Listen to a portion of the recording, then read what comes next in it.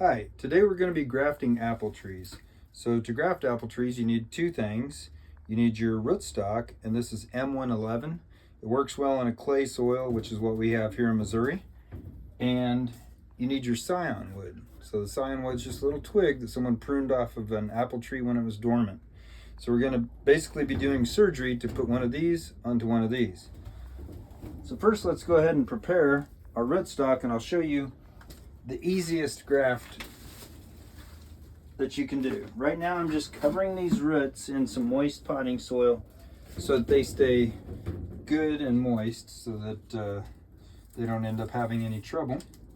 So what I do is about 6 to 8 inches from the soil line, which is where the first roots appear on this rootstock, I go ahead and cut the rootstock off to prepare for grafting.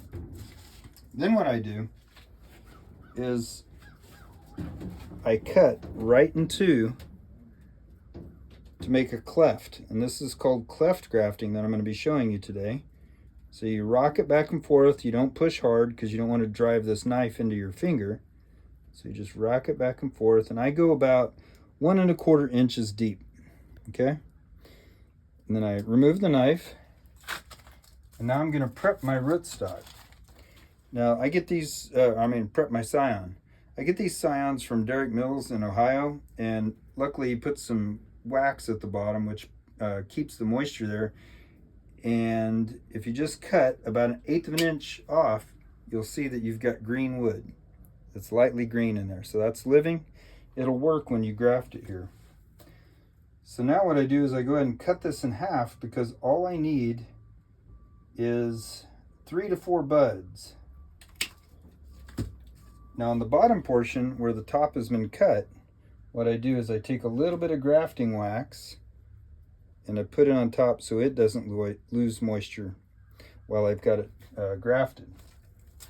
Okay, and now I'll go ahead and prepare for the cleft on my scion wood. So I'm just cutting down at an angle, and I'm not incredibly good at getting this angle exactly right, but it doesn't matter, because what you can do is just keep whittling until you get a wedge that's as complementary to that cleft that you cut in the rootstock. Okay, and it always wants to not let you get the end of this even. It's there we go. Now we've got a nice wedge that we can fit in there. And so what I do is I put the top of my grafting knife in the rootstock so that I can go ahead and put the scion in the cleft. What I really want to do is I want to have it offset here, because I want it to line up with the cambium on one side. That gives us the best chance of success. So I just jam that in there until I've got it all the way in. And you'll see that this side's matched up and this side is not. And that's the way you want it.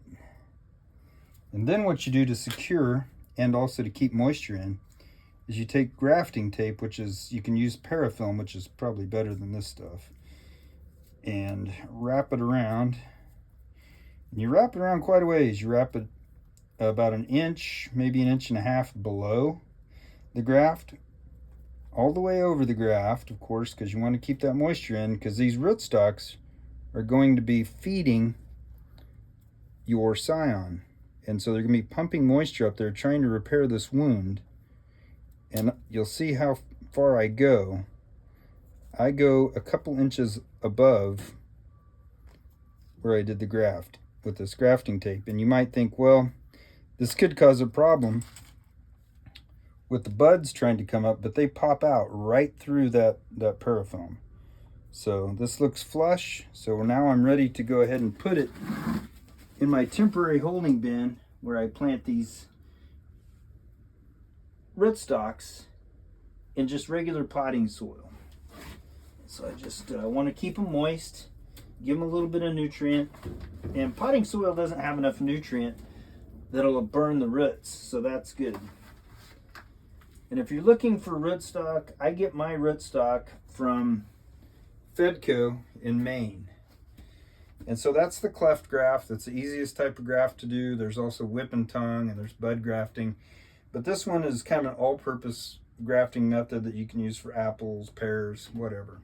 So, thank you.